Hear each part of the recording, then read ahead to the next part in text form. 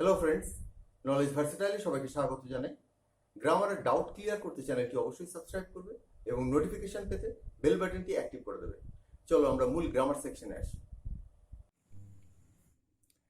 সরল বাক্য গঠন অর্থাৎ আজ থেকে আমরা কয়েকটি পর্যায়ে কিভাবে সিম্পল সেন্টেন্স গঠন করতে হয় বা সরল বাক্য গঠন করতে হয় সেটা শিখব। সরল বাক্য গঠন করা বেশ কষ্টকর এবং সরল বাক্য গঠন করার কয়েকটি পর্যায় রয়েছে। তো আমরা প্রত্যেকটা পর্যায়ে এক একটা পার্টে দেখব।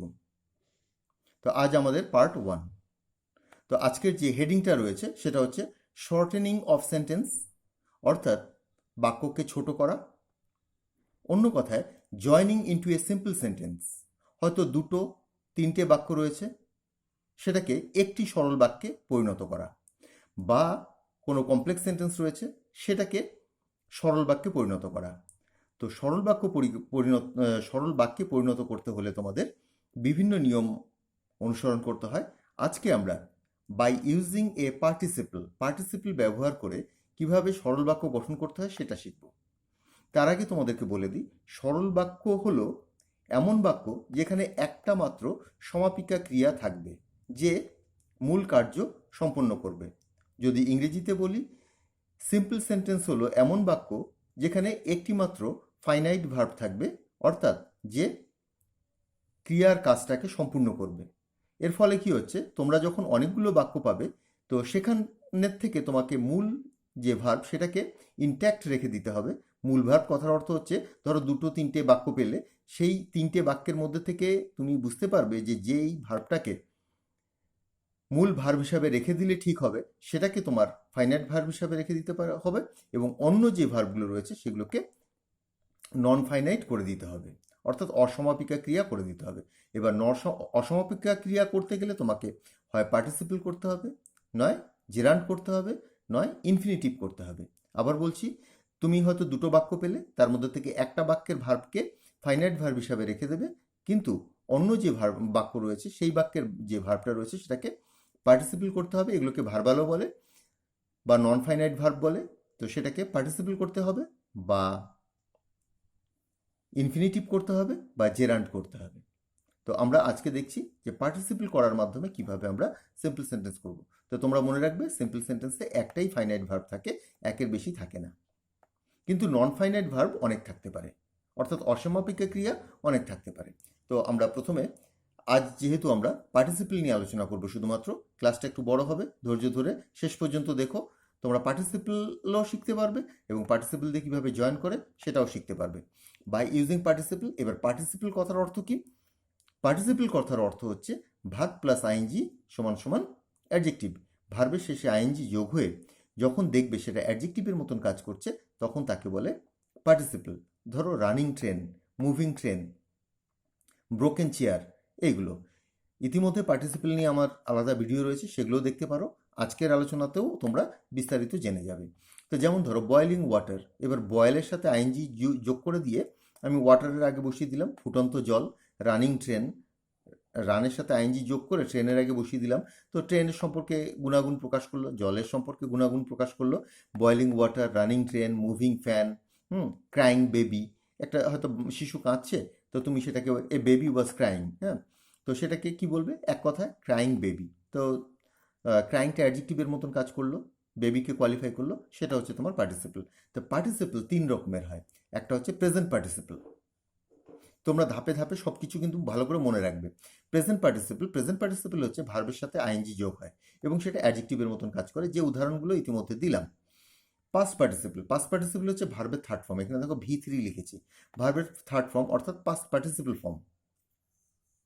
তো সেক্ষেত্রে ভার্বের শেষে তোমরা কখনো ইডি পাবে, কখনো ইএন পাবে, বা অন্য কোনো ফর্ম পেতে পারো, অর্থাৎ ভার্বের থার্ড ফর্ম, এবং সেটাও তোমার অ্যাডজেক্টিভ রূপেই কাজ করবে।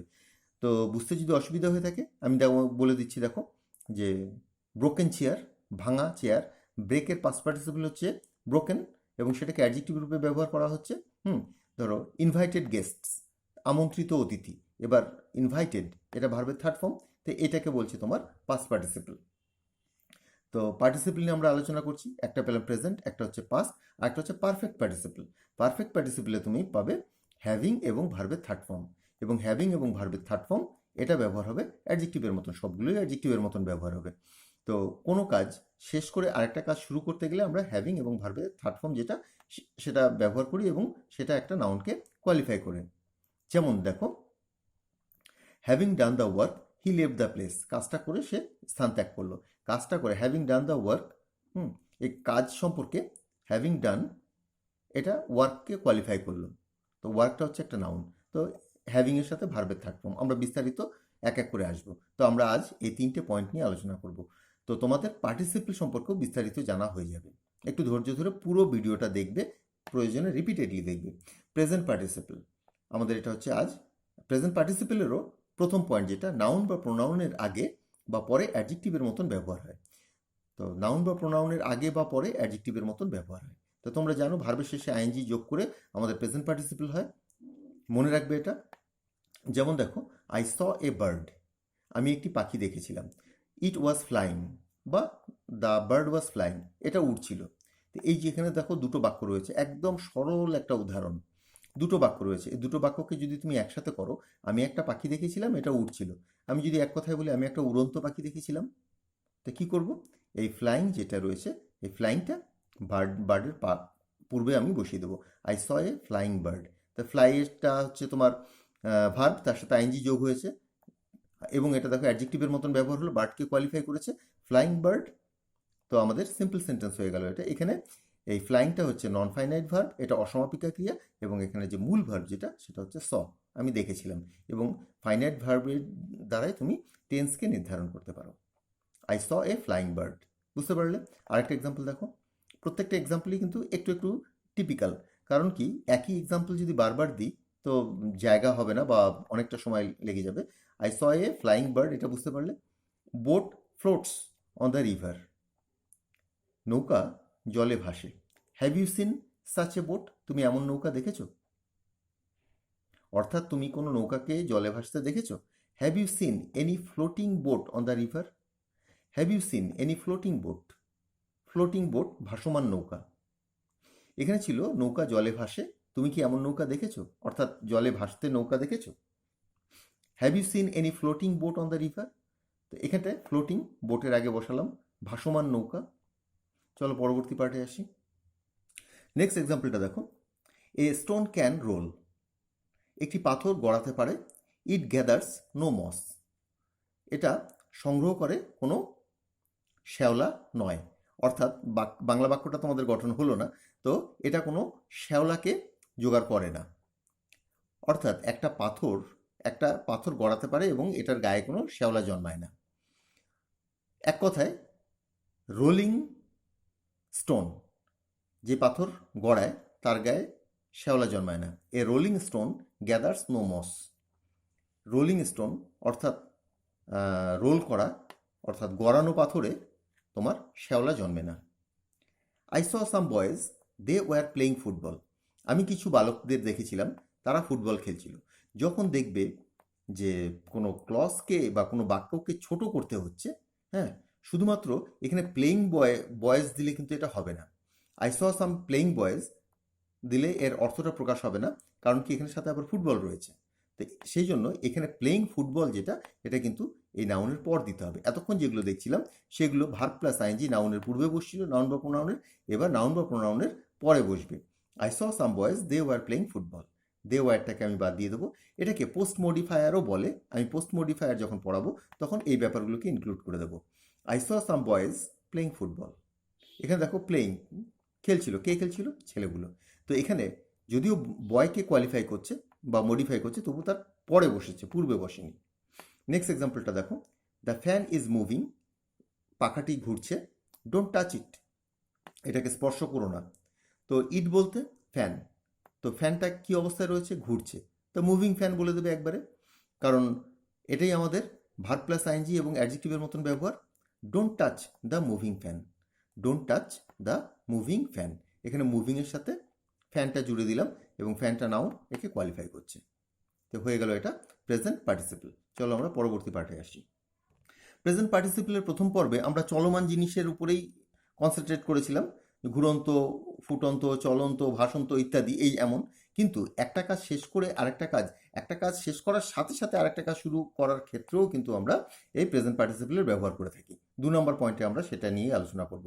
বাংলা ক্রিয়ার শেষে ইয়া, যেমন করিয়া, আসিয়া, দেখিয়া, পড়িয়া, ধরিয়া, হ্যাঁ এগুলো এই ইয়া যুক্ত মানে অসমাপিকা ক্রিয়া, ইতিমধ্যেই বলেছি, হ্যাঁ নন ফাইনাইট ভার্ব যেগুলো যুক্ত অর্থে অর্থ প্রকাশে প্রেজেন্ট পার্টিসিপল ব্যবহার করা হয়। যেমন যাইয়া, করিয়া, সে, আমি যদি চলিত ভাষায় বলি, সাধু ভাষা, এগুলো হচ্ছে সাধু ভাষায় রয়েছে। সে ঘরে ঢুকে আমাকে দেখলো, মানে সে ঘরে ঢুকিয়া, তিনি ঘরে ঢুকিয়া আমাকে দেখিলেন, এরকম আর কি। অর্থাৎ একটা কাজ শেষ হলো, একটা কাজ করলো, ঢুকলো, তারপর সে আমাকে দেখলো সাথে সাথে। I go home, I eat rice, আমি বাড়ি গেলাম, আমি ভাত খেলাম, আমি বাড়ি যাই, আমি ভাত খাই। এখানে একটা জিনিস মনে রাখবে, সাবজেক্ট কিন্তু সেম রয়েছে, একই সাবজেক্ট। সাবজেক্ট যদি ভিন্ন হয় তবে তার নিয়মটা একটু ভিন্ন হয়ে যাবে, তখন নমিনেটিভ অ্যাবসলিউট টার্মটাকে ব্যবহার করতে হবে। আমি পরে সেটা নিয়েও আলোচনা করব, কিন্তু এখন এটা দেখে নাও, দেখো দুটোর ক্ষেত্রে সাবজেক্ট একই। I go home, I eat rice, তো going home, I eat rice, বাড়ি গিয়ে আমি ভাত খাই। এবার এই যে গোটা, এখানে দেখো একটা ভার্বকে তোমার মেইন ভার্ব হিসাবে, ফাইনাইট ভার্ব হিসাবে রাখতে হবে, এবং অপর ভার্বকে তার যে ভার্বের যে ক্ষমতা সেটাকে খর্ব করতে হবে। অর্থাৎ ভার্বের যে ক্ষমতা, ফাইনাইট রূপ রয়েছে এখানে, এখানে এটা ফাইনাইট ভার্ব, এখানে এটা ফাইনাইট ভার্ব। তো এই ফাইনাইট ভার্বটাকে, গোটাকে আমি নন ফাইনাইট করে দেবো। তো নন ফাইনাইট করতে গেলে আমাকে ইনফিনিটিভ করতে হবে, বা জেরান্ট করতে হবে, বা পার্টিসিপল করতে হবে। তো জেরান্ট, পার্টিসিপল বা ইনফিনিটিভ, এই তিনটের আছে। আমরা এক এক করে সবই পড়বো, আজকে আমরা পার্টিসিপল পড়ছি, তো আমরা পার্টিসিপল করে দিলাম এটাকে। অর্থাৎ এটা আর মূল ভাব রইল না, going home, I eat rice. তো এটাকে কিন্তু এইভাবেও ব্যবহার করা যায় পাস্ট পারফেক্টে, সরি পারফেক্ট পার্টিসিপলে, হ্যাভিং গন হোম, বাড়িতে গিয়ে, আই ইট রাইস, আমি ভাত খাই। এটা হচ্ছে পারফেক্ট পার্টিসিপল। আর সাবজেক্ট ভিন্ন হলে নমিনেটিভ অ্যাবসলিউট, সেটাও পারফেক্ট পার্টিসিপল। আমরা আজকেই পারফেক্ট পার্টিসিপল নিয়েও আলোচনা করব। এই দুটোর মধ্যে পার্থক্য একটু আছে। Going home, I eat rice, having gone home, I eat rice, তোমাদের তো দুটোর ক্ষেত্রেই কারেক্ট হবে, কিন্তু দুটোর অর্থের দিক থেকে পার্থক্যই যে কোনো কাজ শেষ হওয়ার সাথে সাথে আরেকটা কাজ শুরু হলে সেটাতে তোমরা আইএনজি ফর্ম দেবে। আর যদি দেখো যে একটা কাজ সম্পূর্ণ শেষ হয়ে যাওয়ার পর বেশ কিছুটা পরে যদি আরেকটা কাজ শুরু হয়, তখন তোমরা হ্যাভিং গনের ব্যবহার করবে বা পারফেক্ট পার্টিসিপলের ব্যবহার করবে। পরের এক্সাম্পলটা দেখি। The boy heard the noise, বালকটি কোলাহল শুনেছিল, হি ওক আপ, সে জেগে গেছিল। তো কোলাহল শুনে সে জেগে গেছিল, একটা কাজ শেষ করে আরেকটা কাজ শুরু করেছিল, অর্থাৎ কোলাহল শোনাটা শেষ করেছিল, তারপর সে জেগে গেছিল। Hearing the noise, the boy woke up, অর্থাৎ হিয়ারিং দ্য নয়েজ, নয়েজ শুনে, the boy woke up. Hearing এটা কাকে কোয়ালিফাই করছে? নয়েজকে। The thief open the drawer, he took out the purse, চোরটি ড্রয়ার খুলেছিল, সে পার্স বের করে নিয়েছিল। এবার খেয়াল করে দেখো যে এখানে একটা ভার্ব রয়েছে, এখানে আরেকটা ভার্ব রয়েছে, তো একটাকে আমাদের নন ফাইনাইট করতে হবে। তো ড্রয়ার খুলে চোরটি পার্স নিয়েছিল। ওপেনিং দ্য ড্রয়ার, ওপেনকে আমি নন ফাইনাইট করে দিলাম, এর সাথে আইএনজি যোগ করে দিলাম, এবং এই কাজটা শেষ করে সে আরেকটা কাজ করেছিল, অতএব এখানে আমরা ওপেনিংয়ের ব্যবহার করছি, আইএনজির ব্যবহার করছি। Opening the drawer, the thief took out the purse. তো এখানে একটা কাজ শেষ করে আরেকটা কাজ যখন করা হয়, তখন তোমরা কিন্তু এই আইএনজি ফর্মটা ব্যবহার করতে পারো, এবং হ্যাভিং প্লাস ভার্বের থার্ড ফর্মও ব্যবহার করতে পারো। এবার দেখো একটু একটু ভিন্ন রূপ। অর্থাৎ একটা জিনিস খেয়াল করো, এখানে যতগুলো ক্ষেত্রে যতগুলো এক্সাম্পল দেখালাম, প্রথমে একটা কাজ হয়, তারপর আর একটা কাজ হচ্ছে। যে কাজটা প্রথমে হচ্ছে সেই কাজের সাথে কিন্তু আমরা আইএনজির ব্যবহার করলাম। এবার তার উল্টো ব্যবহার, যে কাজটি পরে ঘটেছে সেক্ষেত্রে আমরা কিন্তু ভার্ব প্লাস আইএনজির ব্যবহার করছি। দেখো, দ্য বিল্ডিং কোল্যাপসড, বাড়িটি ভেঙে পড়েছিল, ইট কিল্ড 5 পিপল, এটা 5টা মানুষকে হত্যা করেছিল, অর্থাৎ বাড়িটা ভেঙে পড়াতে। The building collapsed killing 5 people, অর্থাৎ বিল্ডিংটা 5টা মানুষকে হত্যা করেছিল করে ভেঙে পড়েছিল, মানে ভেঙে পড়ে হত্যা করেছিল। তো এই ধরনের সেন্টেন্সও তোমরা পারবে। He shouted disturbing me, disturbing me he shouted থেকে কারেক্ট যেটা, সেটা হচ্ছে সে চিৎকার করেছিল এবং আমাকে ডিস্টার্ব করেছিল। এটা কিন্তু এই সেন্সটা যেটা, সেটা হচ্ছে পরে ঘটেছে। আগে তোমার বাড়িটা ভেঙেছে, তারপর হত্যা হয়েছে। সে আগে চিৎকার করেছে, তারপর আমাকে বিঘ্ন ঘটিয়েছে। হি শাউটেড, সে চিৎকার করেছিল, ডিস্টার্বিং মি, এবং আমাকে ডিস্টার্ব ঘটিয়েছিল। তো এই ব্যবহারগুলো খুব কম হয়, এই ব্যবহারগুলো সবচেয়ে বেশি হয়। তো দেখলে একটা কাজ শুরু করে আরেকটা কাজে আসতে গেলে তোমাদের ভার্ব প্লাস আইএনজির এইভাবে ব্যবহার করতে হচ্ছে। চলো পরবর্তী পার্টে আসি। 3 নম্বর পয়েন্টে আমরা আসছি পাস্ট পার্টিসিপল। পাস্ট পার্টিসিপেলে প্রথমে পেলাম present participle verb plus ING, মনে রাখবে। আর পাস্ট পার্টিসিপেলে ভার্বের থার্ড ফর্ম। হ্যাঁ, আর ভার্বের থার্ড ফর্ম হয়ে মনে রাখবে, একটা এক্সাম্পল মনে রাখলেই তোমরা বুঝতে পারবে। যেমন ধরো ব্রোকেন চেয়ার, ব্রোকেনটা হচ্ছে ব্রেকের থার্ড ফর্ম। তো ব্রোকেন চেয়ার, ভাঙা চেয়ার। তো ব্রোকেন ভার্বের থার্ড ফর্ম হওয়া সত্ত্বেও চেয়ারকে তোমার কোয়ালিফাই করছে, চেয়ারের গুণাগুণ প্রকাশ করছে। তো এটা হচ্ছে তোমার পাস্ট পার্টিসিপল। এটা নাউন বা প্রোনাউনের আগে বসতে পারে, নাউন বা প্রোনাউনের পরে বসতে পারে, এবং নাউন বা প্রোনাউনকে কোয়ালিফাই করতে পারে। তো এটাই এখানে আমি লিখে দিয়েছি। পাস্ট পার্টিসিপল নাউনের আগে বা পরে অ্যাডজেক্টিভ রূপে বসে, বা প্রিপোজিশন যুক্ত হয়ে পার্টিসিপল ফ্রেজ হয়ে নাউন বা প্রোনাউনের পূর্বে বসে। অর্থাৎ এক কথায় যদি বলি, পাস্ট পার্টিসিপল ভার্বের থার্ড ফর্ম, তার সাথে যদি প্রিপোজিশন যুক্ত হয় তবেও সেটা তোমার একই কাজ করে, কিন্তু তখন তার নাম হয়ে যায় ফ্রেজ, তখন সেটা হয়ে যায় পার্টিসিপল ফ্রেজ। হ্যাঁ, যেহেতু একাধিক বাক্য থাকে, একাধিক শব্দ থাকে, সেই জন্য সেটা ফ্রেজ বলে, এবং অন্যান্য অর্থে কিন্তু একই অর্থ প্রকাশ করে, অর্থাৎ ভার্বের থার্ড ফর্ম অ্যাডজেক্টিভের কাজ করে। দ্য বয় ওয়াজ ওন্ডেড, ছেলেটি বা বালকটি আহত ছিল। হি ওয়াজ টেকেন টু হসপিটাল, তাকে হসপিটালে নেওয়া হয়েছিল। তো এখানে বালকটি আহত ছিল, তো এক কথায় আমরা বলে দিই আহত বালকটিকে হসপিটালে নেওয়া হয়েছিল। The wounded boy was taken to hospital. এখানে খেয়াল করে দেখো, ওন্ডেড আহত, এটা বালকের আগে বসিয়ে দিলাম। এই যে ব্রোকেন চেয়ার উদাহরণটা দিয়েছিলাম, the wounded boy was taken to hospital, আহত বালকটিকে হসপিটাল নেওয়া হয়েছিল। আই হার্ড, এই উদাহরণটাই সবচেয়ে বেশি ব্যবহার হয়, এটা মনে রাখলেই তোমাদের কাজ কিন্তু মিটে যায়। এবার যে এক্সেপশনাল যে কেস সেগুলো বলছি। আই হার্ড মাই নেম, আমি আমার নাম শুনেছিলাম। ইট ওয়াজ বিং কল্ড, এটা ডাকা হচ্ছিল।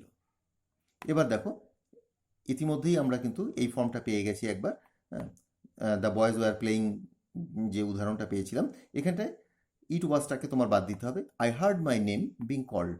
এবার দেখো, এই কল্ড যেটা, এটা নেমের পরে বসেছে।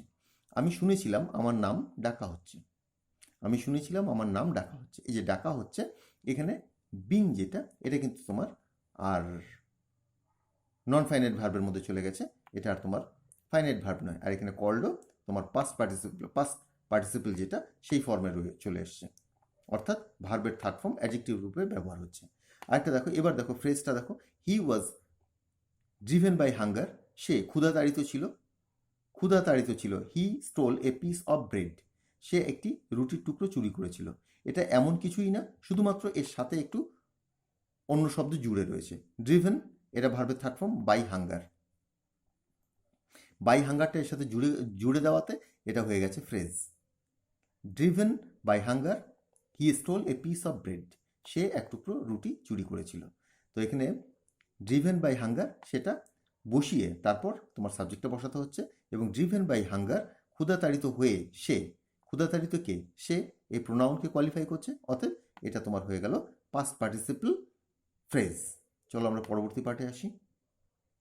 আমরা দুরকম পার্টিসিপল দেখলাম, একটা প্রেজেন্ট পার্টিসিপল, একটা পাস্ট পার্টিসিপল। প্রেজেন্ট পার্টিসিপল ভার্বের শেষে আইএনজি, পাস্ট পার্টিসিপল হচ্ছে ভার্বের থার্ড ফর্ম। এবার আসি আমরা পারফেক্ট পার্টিসিপল। এবার পারফেক্ট পার্টিসিপল এটার ব্যবহার করবে তোমরা। ইতিমধ্যেই প্রেজেন্ট পার্টিসিপলে একবার দেখেছো যে করিয়া ধরিয়া খাইয়া আমি ঘরে এসে তোমাকে দেখলাম, এই সেন্টেন্সটা ঠিক সেরকমই। একটি কাজ শেষ হয়ে আরেকটি কাজ শুরু হলে পারফেক্ট পার্টিসিপলের ব্যবহার হয়। পারফেক্ট পার্টিসিপলে তোমরা হ্যাভিংয়ের ব্যবহার করবে, ভার্বের থার্ড ফর্মের ব্যবহার করবে। এক্ষেত্রে মনে রাখবে সাবজেক্ট কিন্তু একটাই হবে, দুটো বাক্যের সাবজেক্ট একটাই হবে। আর এই হ্যাভিং এবং ভার্বের থার্ড ফর্ম, এই ধরনের যে বাক্যগুলো পারফেক্ট পার্টিসিপল, সেটা অ্যাক্টিভও হতে পারে, প্যাসিভও হতে পারে, অর্থাৎ উভয় ভয়েসই হতে পারে। যেমন দেখো, উই ফিনিশড আওয়ার ওয়ার্ক, আমরা আমাদের কাজ শেষ করেছিলাম। উই লেভ দ্য প্লেস, আমরা স্থান ত্যাগ করেছিলাম। দুটো দেখো, একটা কাজ শেষ হয়েছে আর একটা কাজ তারপর শেষ হয়েছে। Having finished our work, having finished যে কাজটা আগে শেষ হয়েছে তার পূর্বে হ্যাভিং বসিয়ে দাও, having finished our work we leave the place. এখানে একটা, এখানে উই আছে, এখানে আরেকটা উই আছে, অর্থাৎ দুটো ক্ষেত্রেই সাবজেক্ট এক, অতএব তোমাদের একটা সাবজেক্ট তুলে দিতে হবে। Having finished our work we leave the place, আমাদের কাজ শেষ করে আমরা স্থান ত্যাগ করেছিলাম। I was invited, I arrived here, আমি আমন্ত্রিত ছিলাম, আমাকে আমন্ত্রণ করা হয়েছিল, আমি এখানে এসে পৌঁছেছিলাম। এটা হচ্ছে তোমার প্যাসিভ। যখনই দেখবে যে এখানে একটা বি ভার্ব রয়েছে এবং এটা থার্ড ফর্মে রয়েছে, বুঝে যাবে প্যাসিভ, তখন হ্যাভিংয়ের সাথে একটা বিন এর ব্যবহার করতে হবে। Having been invited, having been invited I arrived here, আমন্ত্রিত হয়ে আমি এখানে এসে পৌঁছেছিলাম। এই হলো তোমার পারফেক্ট পার্টিসিপল। অর্থাৎ একটা কাজ শেষ হয়ে আরেকটা কাজ শুরু করতে হলে সাবজেক্ট যদি একই হয় তবে তোমরা হ্যাভিং, তারপর ভার্বের থার্ড ফর্ম, তারপর যে বাক্যটা, দ্বিতীয় যে বাক্যটা, পরে যে বাক্যটা ঘটেছিল, পরে যে ঘটনাটা ঘটেছিল সেটা পুরোটা বসিয়ে দেবে। চলো পরবর্তী পার্টে আসি। এবার এর ভিন্ন রূপটি, যে দুটো বাক্যে এতক্ষণ বলছিলাম সাবজেক্ট এক, যদি দুটো বাক্যের সাবজেক্ট ভিন্ন হয় তাতেও কোনো অসুবিধা নেই। দুটি বাক্যের সাবজেক্ট যদি ভিন্ন হয় তবে তাকে নমিনেটিভ অ্যাবসলিউট বলে। নমিনেটিভ অ্যাবসলিউট কথার অর্থ হচ্ছে যে স্বতন্ত্র কর্তা, অর্থাৎ কর্তা যেটা সেটাকে তোমার মূল যে ভার্ব তার থেকে পৃথক করে দেওয়া। তো নমিনেটিভ অ্যাবসলিউট অর্থাৎ পৃথক হয়ে বসা। তো এখানে তোমরা দুটো সাবজেক্ট পাবে, এবং এক্ষেত্রেও পারফেক্ট পার্টিসিপেলের ব্যবহার হয়। অর্থাৎ পারফেক্ট পার্টিসিপেলে আমরা এখানে দেখলাম যে দুটো ক্ষেত্রে সাবজেক্ট যদি এক হয় একটা সাবজেক্ট তুলে দিতে হবে। এক্ষেত্রে আমরা পাচ্ছি সাবজেক্ট দুটো যদি সাবজেক্ট হয় তবে তো আর তুলে দেওয়া যাবে না, তাহলে তো অর্থই চেঞ্জ হয়ে যাবে। দুটো সাবজেক্টকেই রাখতে হবে এবং রেখে দিলে যে রূপটা আমরা পাবো তাকে বলে নমিনেটিভ অ্যাবসলিউট ফ্রেজ। এটাকে কিন্তু ফ্রেজও বলে। এবং এক্ষেত্রেও একটা ঘটনা আগে শেষ হবে এবং আরেকটি ঘটনা পরে শেষ হবে। দে এন্ডেড দ্য গেম, তারা খেলা শেষ করেছিল। উই রিটার্ন হোম, আমরা বাড়ি ফিরে এসেছিলাম। একটা হচ্ছে সাবজেক্ট দে আর একটা হচ্ছে উই। তার মানে আমরা এখানে দুটো সাবজেক্টকেই রাখতে হবে আমাদের। They having ended the game, এবার দেখো দেটা রেখেই দিলাম, তারপর having ended. They having ended the game we return home. তো এখানে যে দে সাবজেক্টটা রয়েছে এটাকে অ্যাবসলিউট করে দেওয়া হলো, ফ্রি করে দেওয়া হলো, মুক্ত করে দেওয়া হলো ভার্ব থেকে, অর্থাৎ এর আর কোনো ক্রিয়া নেই। এখানটায় এর ক্রিয়া ছিল এন্ডেড, ফাইনাইট ভার্ব, এখানে এর কোনো ফাইনাইট ভার্ব নেই, হ্যাভিং এন্ডেড হয়ে গেছে, এটা পারফেক্ট পার্টিসিপল হয়ে গেছে নমিনেটিভ অ্যাবসলিউট রূপে। They having ended the game, এই পুরোটাই কিন্তু এখন একটা phrase, they having ended the game, এটাতে কোনো ফাইনাইট ভার্ব নেই। They having ended the game we return home, তারা গেম খেলা শেষ করায় আমরা বাড়ি ফিরেছিলাম। আর তোমাদের সবচেয়ে জনপ্রিয় যে এক্সাম্পলগুলো যেগুলো সবসময় পরীক্ষায় আসে সেগুলো এবার একটু দেখে নাও। এগুলোকে নমিনেটিভ অ্যাবসলিউট এবং পারফেক্ট পার্টিসিপল ফর্মের মধ্যে ফেলে তৈরি করা হয়। দ্য সান রোজ, সূর্য উদিত হয়েছিল, সূর্য উঠেছিল। দ্য ফগ ডিসপার্সড, এবং কুয়াশা কেটে গিয়েছিল। দ্য সান হ্যাভিং রাইজেন, তো এখানে হ্যাভিংয়ের সাথে ভার্বের থার্ড ফর্ম। সূর্য উদিত হয়, দ্য ফগ ডিসপার্সড, কুয়াশা কেটে গেছিল। এখানে সাবজেক্ট কিন্তু দুটো, একটা যে সান, একটা হচ্ছে ফগ। দুটো সাবজেক্ট একই হলে তোমাদের হ্যাভিং দিয়ে শুরু হতো, দুটো সাবজেক্ট ভিন্ন তাই তোমার হ্যাভিং দিয়ে শুরু হলো না। The fog dispersed, the soldiers marched ahead, এবারে যে তোমার রুলসটা রয়েছে, এক্সাম্পলটা রয়েছে, কুয়াশা কেটে গেছিল, সৈনিকেরা সামনের দিকে এগিয়ে গিয়েছিল। তো এখানে সৈনিক আছে, ফগ আছে, তো fog dispersed, the fog having disperse, কুয়াশা কেটে যাওয়ায়, দ্য সোলজার্স মার্চড অ্যাহেড, সৈনিকেরা সামনের দিকে এগিয়ে গিয়েছিল। তো এই হলো তোমাদের জয়নিং ইনটু সিম্পলের প্রথম পর্ব। আজ প্রথম পর্বে আমরা পার্টিসিপেলের ব্যবহার দেখলাম। পার্টিসিপেলের মধ্যে present participle, past participle, perfect participle, এবং তার মধ্যে প্রেজেন্ট পার্টিসিপেলের আমরা দুটো ভাগ দেখলাম, পারফেক্ট পার্টিসিপেলেরও দুটো ভাগ দেখলাম, এবং পাস্ট পার্টিসিপেলের একটা ভাগ। প্রত্যেকটা ভাগকে ভালো করে লক্ষ্য রাখবে। আমার আলোচনাটা এখানেই শেষ করছি, পরবর্তী আলোচনায় আবার যোগ দেবো। সবাই ভালো থেকো, বাই।